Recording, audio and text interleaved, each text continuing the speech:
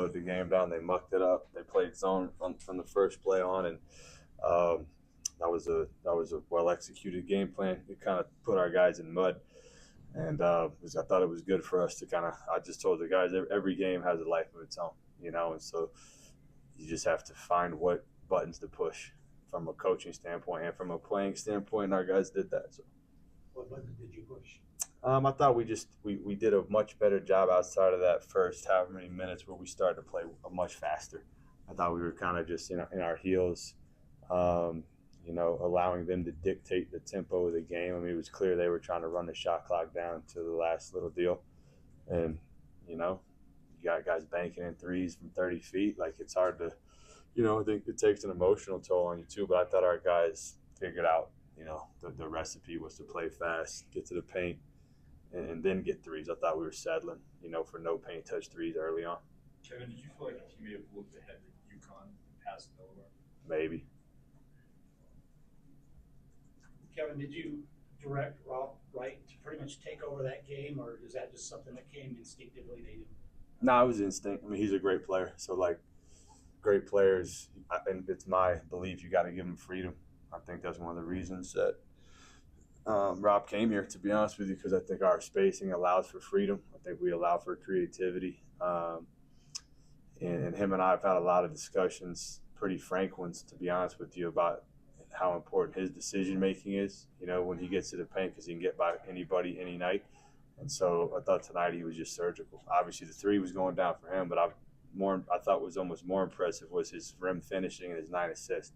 I thought he really got Richie going, and that's 2 games in a row now where it looks like what we all expect out of Richie. So there was a lot of good from that standpoint. You talked Saturday about wanting to see the three start to go in. The second half, is that more what you expected?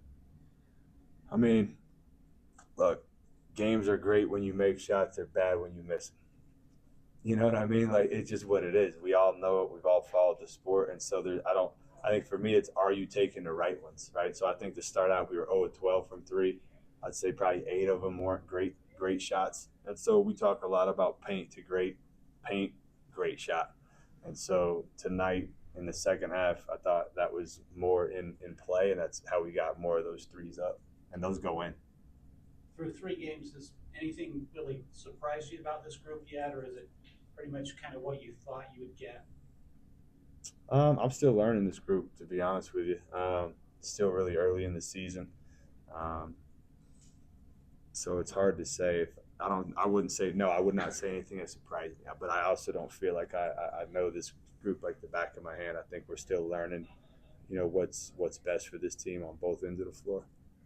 You had rebounded them 24-9 in the second half. Was that a point of emphasis to crash the glass? Yeah, it was a point of emphasis. Probably it was the biggest point of emphasis coming into the game. I was very disappointed with how we rebounded the ball to this point outside of the Carolina exhibition game, and so challenge our guys to impose our will on the glass. So, plus 19 on the glass. I think my analytics guy in there is doing cartwheels because we got back half of our misses, I think, on the offensive rebounding piece. And I'll give you guys a little inside nugget. So the other day at Provo, I've been all over all of these guys to rebound offensively, and so Rob Wright finally got his first offensive rebound. We shut practice down on Rob. So he came in tonight and got 5 of them. Now he cheated and got a couple at the end there when it was over, but I like where his head's at though. Did you leave him in to get that triple-double? I had clueless. I have no idea what the stats are during the game in terms of that. So did he get one? He's close. He was close. Yeah, he was close. Oh, okay, that's probably why he was going so hard.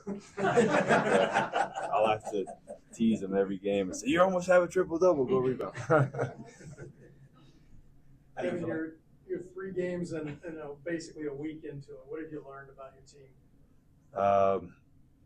We have some really good players, honestly, and so what can we do to continue to get these guys to play with each other and make each other better? I think that's the biggest challenge. I've been on a lot of teams that have had high-end talent, and sometimes it goes great, and sometimes it doesn't. And I think the ones where it goes great is when they all play for each other, and so it's bigger. Our team, for me, it's like bigger than the scheme. It's bigger than the X's and O's. Like if these guys play for the guy next to them, we're going to be really good because we have good talent. And to your point, about the shooting. If we can do all that and then our three start going in like we know that they can, then that's obviously where we're going to be the most dangerous team. Looked like AJ took an elbow to the face.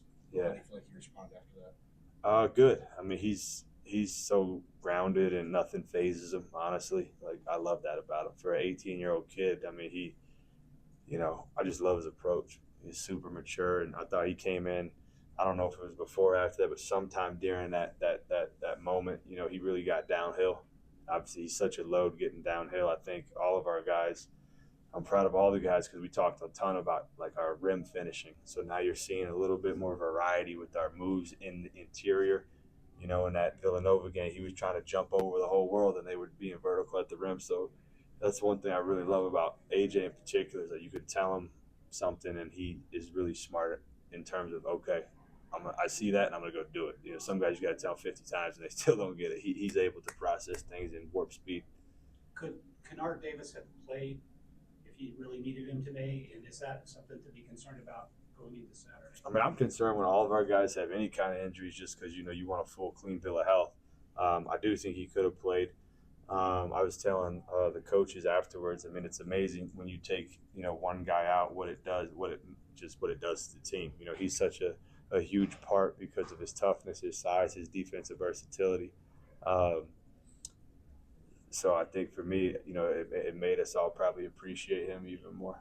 But to answer your specific question, I think he's fine moving forward. What are your initial thoughts on Saturday against Yukon? Did you watch last night? Just your thoughts on them? I'm still getting caught up. I've watched several of their games. Obviously, a good team, really good coach. I mean, he's a really creative offensive coach. They run really good stuff.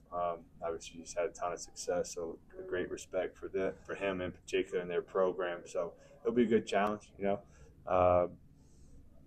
and I think some of the games we've played early have been helped us probably get ready for it. But looking forward to going out on the road on a kind of a longer trip with our guys. I think that's good team bonding and so forth. Cool to have AJ back in his hometown. Be cool to see how many BYU fans will show out at TD Garden. So we're looking forward to it. 2 more questions. Are you going to be leaving Thursday? Like, what's the timeline when you guys are heading out there? Yeah, we're leaving. We're leaving on Thursday. Yep. Kevin, your big three guys, I don't know what the percentage are, but they scored the bulk of your points. Is that kind of, sustainable? Is that kind of how you want it, or do you think maybe that was because Kennard wasn't in the lineup? No, I think those guys are going to score a lot of points every night, to be honest with you. I mean, I think we're searching, I would say, for somebody, off the bench to come in and, make shots.